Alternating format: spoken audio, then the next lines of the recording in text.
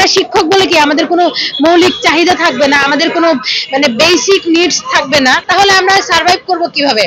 প্রায় 8 মাস 9 মাস পর্যন্ত বকেয়া পাচ্ছে না এরকম অনেক শিক্ষক রয়েছে। ওনারা নাকি আমাদের কাছে দায়বদ্ধ না জবাবদিহিতার জন্য। সেপ্টেম্বর থেকে ডিসেম্বর পর্যন্ত আমার যে দায়িত্ব পালন করলাম এটার পারিশ্রমিক আমাকে তারা কেন দেবে না? একত্রিত হয়েছি কারিগরি অধিদপ্তরে বা কারিগরি শিক্ষক ফেডারেশনের পক্ষ থেকে আয়োজিত একটা মানববন্ধনে। এখানে আমাদের মানে মূল যে দাবি সেটা হচ্ছে যে আমরা এনটিআরসি এর মাধ্যমে নিয়োগপ্রাপ্ত শিক্ষক সবাই, এবং এই এনটিআরসি প্ল্যাটফর্ম থেকে তিনটা বোর্ডে অর্থাৎ মাধ্যমিক উচ্চ মাধ্যমিক শিক্ষা অধিদপ্তর, বাংলাদেশ মাদ্রাসা শিক্ষা অধিদপ্তর এবং কারিগরি শিক্ষা অধিদপ্তর, তিনটা অধিদপ্তরে নিয়োগ হয় শিক্ষকদের।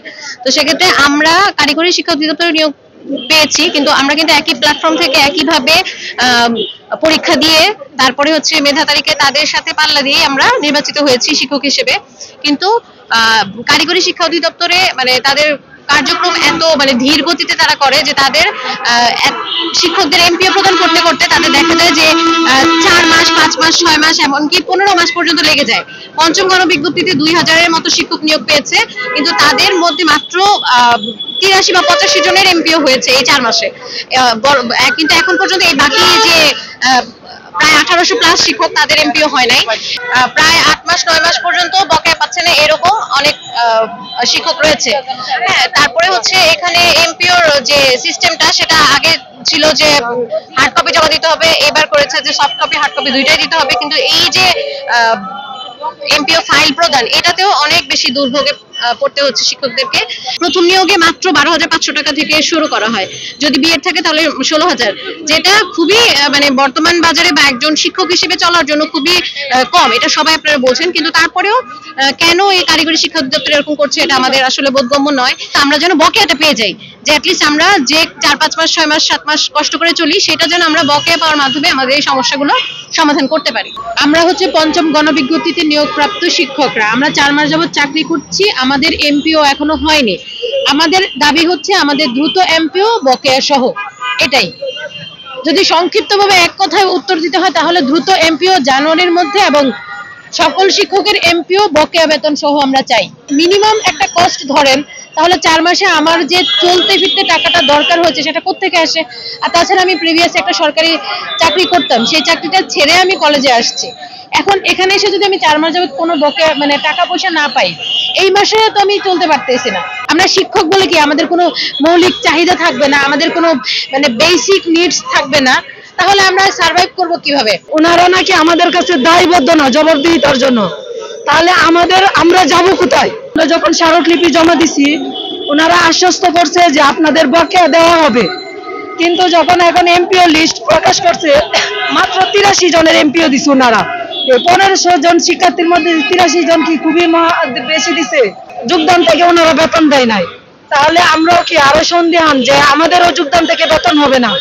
আমার যদি জানুয়ারি মাসে এমপিও হয় তাহলে এরা হয়তো আমাকে জানুয়ারি থেকে বেতন দিবে, কিন্তু আমি সেপ্টেম্বর থেকে ডিসেম্বর পর্যন্ত আমার যে দায়িত্ব পালন করলাম এটার পারিশ্রমিক আমাকে তারা কেন দেবে না? এখন এবার এটা কিন্তু আছে যে যোগদান থেকে বেতন দেয়া হবে, কিন্তু আমরা প্রিভিয়াস যে রিপোর্টগুলো পাই তাতে ওনারা আসলে যোগদান থেকে বেতন দেন না। এবার আমরা এখানে দাঁড়িয়েছি যে আমাদের এমপিও লেংদি প্রসেস কেন? এটা হওয়া যাবে না। মাউসি যদি দিতে পারে, মাদ্রাসা শিক্ষা অধিদপ্তর যদি দিতে পারে, কারিগরি কি সমস্যা? 5 বছরের একটা লেংদি প্রসেস, আমরা প্রিলি দিয়েছি, রিটেন দিয়েছি, ভাইবা দিয়েছি, অন্যান্য যেগুলো রুলস রেগুলেশনস আছে সবকিছু মেনটেন করে ওনাদের মতো করেই আমরা নিয়োগ পেয়ে দায়িত্ব পালন করে আসছি, তাহলে আমাদেরকে কেন বেতন ছাড়া মানবেতর জীবনযাপন করতে হবে? হ্যাঁ, বকেয়া বেতনে আমাদের মহাপরিচালক যিনি ছিল, আমরা এর আগে 2 বার ওনাদের কাছে স্মারকলিপি দিয়েছি। তারা বলেছিল, আমাদের আশ্বাস দিয়েছিল যে আমাদের বকেয়া দিবে, কিন্তু আমাদের এই যে ডিসেম্বর মাসে একটা এমপিও মিটিং হয়েছে 10, 11, 12 তারিখে, সেই মিটিং এ শুধুমাত্র 83 জনকে এমপিও দিয়েছে, কিন্তু তাদের কোনো বকেয়া বেতনের কথা উল্লেখ করে না। তার মানে বকেয়া তারা দেবে না। এবং 1 থেকে 4 পর্যন্ত যারা ছিল তাদেরও বকেয়া দেওয়া হয় নাই। আমরা তো পঞ্চম গণবিজ্ঞপ্তিতে নিয়োগপ্রাপ্ত, এবং 1 থেকে 4র্থ গণবিজ্ঞপ্তিরও আপনি বকেয়া দেওয়া হয় নাই, তার মানে আমাদেরও বকেয়া দেওয়া হবে না।